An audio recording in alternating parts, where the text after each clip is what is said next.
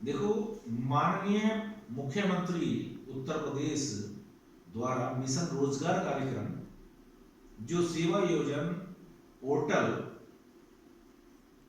SEWAYOJAN.UP.NIC.in पर आप जाकर के इस पर अपनी नौकरी पाने हेतु आप लोग अपना रजिस्ट्रेशन करा सकते हैं।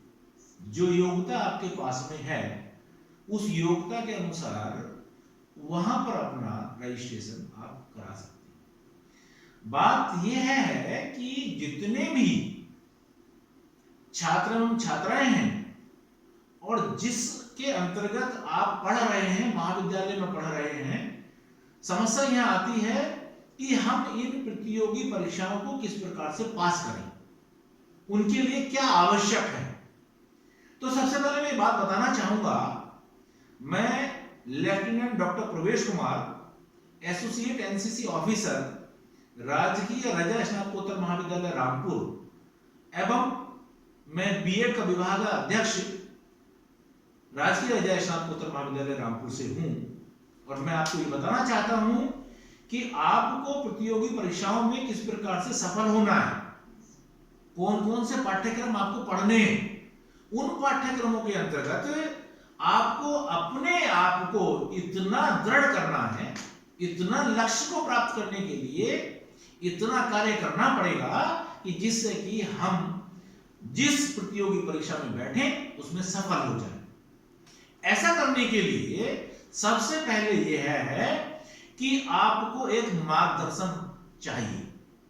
मार्गदर्शन यह जरूरी है, मेरा महाविद्यालय एवं सरकार से यह अपेक्षा भी है और मैं ये विनम्र निवेदन भी कर रहा हूं कि सरकार सभी महाविद्यालयों में मार्गदर्शन हेतु या छात्र एवं छात्राओं की गाइडेंस काउंसलिंग करने के लिए एक पटल का निर्माण करे, जिससे कि छात्र एवं छात्रा को अपने विषय चुनने के लिए उनसे मार्गदर्शन प्राप्त हो सके।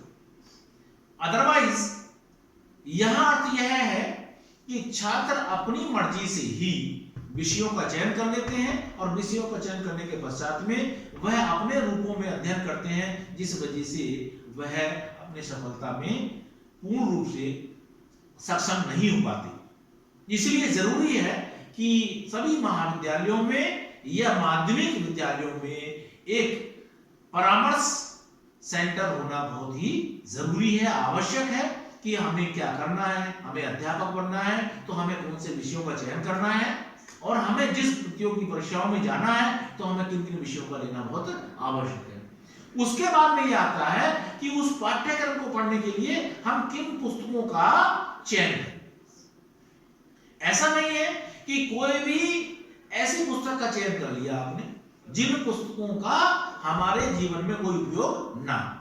तो इसलिए बहुत जरूरी है कि जिस पाठ्यक्रम के माध्यम से हम उन प्रतियोगिताओं को हम अपने रूपों में सफल बनाने के लिए ऐसे टेक्स्ट बुक का हम चयन करें, जिससे कि हम पढ़ने के पश्चात उनसे अपनी प्रतियोगिताओं में सफलता प्राप्त कर सकें।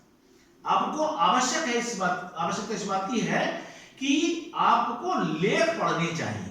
आपको लेख, जो सफल व्यक्ति हुए हैं, जिन्होंने आईएएस क्वालिफाइड किया है, जिन्होंने पीसीएस क्वालिफाइड किया है या जो अन्य दूसरे रूपों में क्वालिफाइड किए हैं, तो उनके लेख को भी पढ़ना चाहिए, उनके साक्षात्कार को भी पढ़ना चाहिए, जिससे कि आप मोटिवेट हो सके।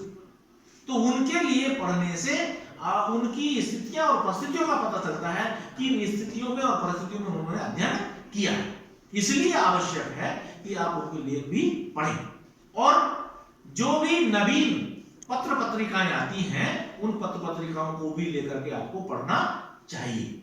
इसलिए हमें केवल पाठ्यक्रम के अंतर्गत ये मान लें कि हमने साइंस पढ़ लिया या हमने इतिहास पढ़ लिया या भूगोल पढ़ लिया या कोई अन्य विषय पढ़ लिया तो उससे हमें प्रतियोगिताओं में सफलता मिलेगी, ऐसा संभव नहीं है।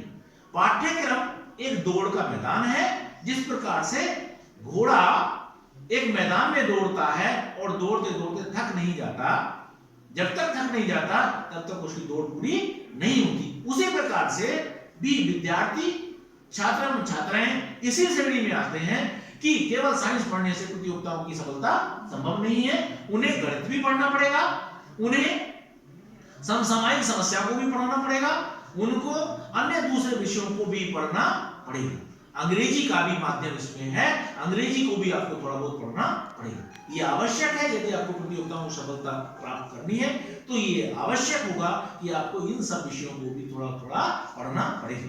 तो गणित भी आना चाहिए, विज्ञान भी आना चाहिए, सामाजिक अध्ययन भी आना चाहिए, पॉलिटिकल साइंस भी आनी चाहिए, ज्योग्राफी भी आनी चाहिए, समसामयिक समस्याएं भी आपको आनी चाहिए।